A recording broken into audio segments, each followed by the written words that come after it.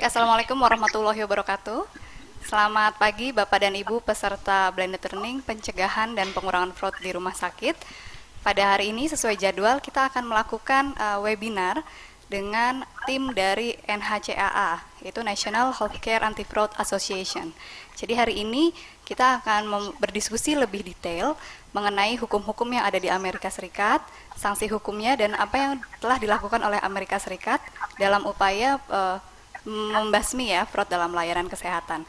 Baik, pada pagi ini narasumber kita adalah ada dua, yaitu Erin Carlson dan Alana.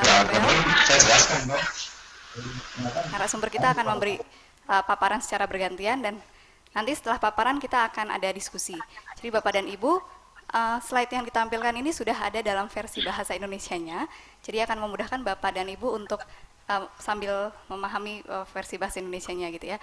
Jadi ketika selesai diskusi, kita bisa langsung, selesai paparannya narasumber, kita bisa langsung memulai sesi diskusi.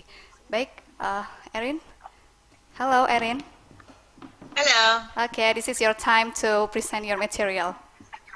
Okay, thank you very much, and thank you very much for inviting us to come speak to you. Before you, I think. Prof. Laksono mau ada yang mau disampaikan dulu sebelum Ibu Erin menyampaikan paparannya? Oke, sudah disiapkan tentunya ya. Materi sudah siap, Pak. Judulnya di. Oke, thank you, Ibu Erin, and also Ibu Alana, Miss Alana and Miss Erin. Thank you very much for your time, for providing some insight of what's happening in the US on healthcare fraud. Yes. Actually, this is very interesting seminar that we have support from the technology. So Erin is in Washington, D.C., and Alana is in Miami, Florida. And we have about 10 spots or 10 points of participants from Jakarta, the capital, Yogyakarta, where our university is in Yogyakarta. Also, we have from Makassar, from Bali, from Solo, from Klaten. So at least about 10 points of seminars. So I will have privilege to introduce you. So Ms. Erin Carlson is the Senior Director of NHCAA, and she will explain about what is NHCAA rules, and also together with Ms. Alana Lavelle. Yeah. So now I think time will be minutes by Ibu for the rest of the presentation, about 1 hour, or we can prolong to 90 minutes if we have time. Yeah. So please, and before again, thanks for Erin and Alana to provide us the insight of what is the health fraud in the US. Yeah. Okay, no, time is yours, Mbak Putih. Yeah, silakan. Yeah. Okay, well, thank you very much. Our goal today is to provide you with some information about healthcare fraud in the United States and how U.S. companies and the government are creating an anti-fraud culture. So a little bit about NHCAA, the National Healthcare Anti-Fraud Association.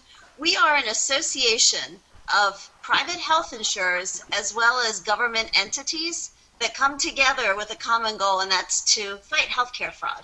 We were founded in 1985, and we call ourselves a private-public partnership. We provide a forum of both education as well as information sharing on healthcare fraud issues. As you see on the screen, is to protect and serve the public interest by increasing awareness and improving the detection, investigation, civil and criminal prosecution, and prevention of healthcare fraud and abuse. A little bit about healthcare fraud and what makes healthcare fraud so unique. It is an opportunistic crime.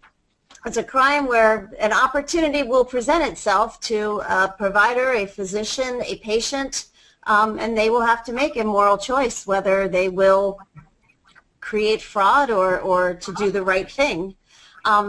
It is continuously changing. Fraud, once we find a particular fraud scheme, a new one comes right up, back up, and then they recycle themselves.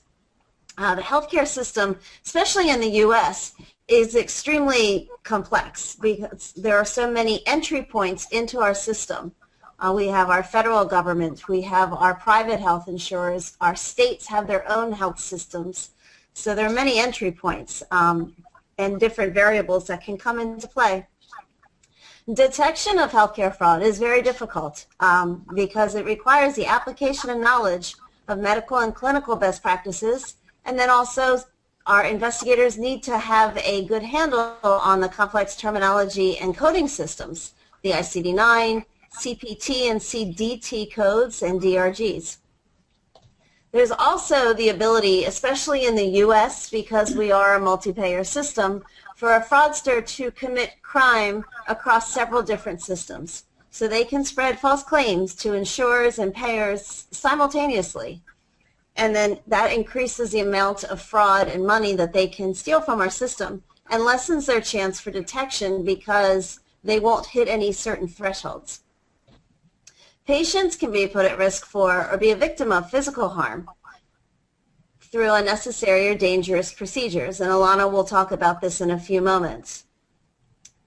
Again, one of the challenges are just the sheer volume of claims that make fraud detection a challenge.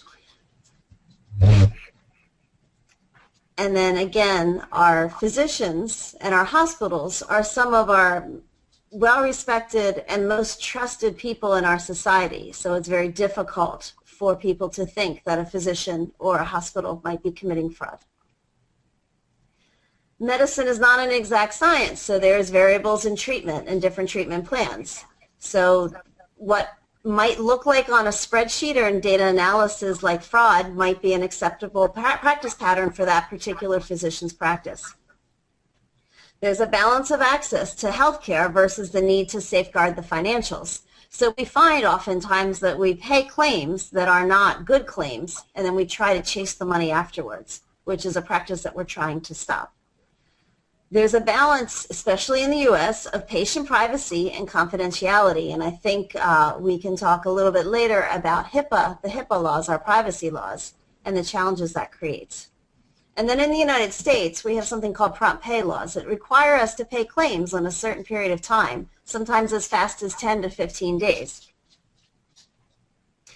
So how big is the fraud problem? And this is something that NHCAA has not given an exact dollar figure, but we have some ranges. We estimate that it's about 3 to 10% of our national health expenditures.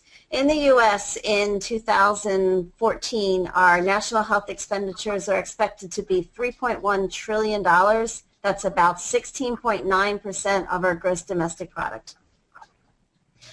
We don't have any good information on how much fraud is out there because by its nature it's a crime that goes undetected. So even though we find some, we know we're missing a lot more.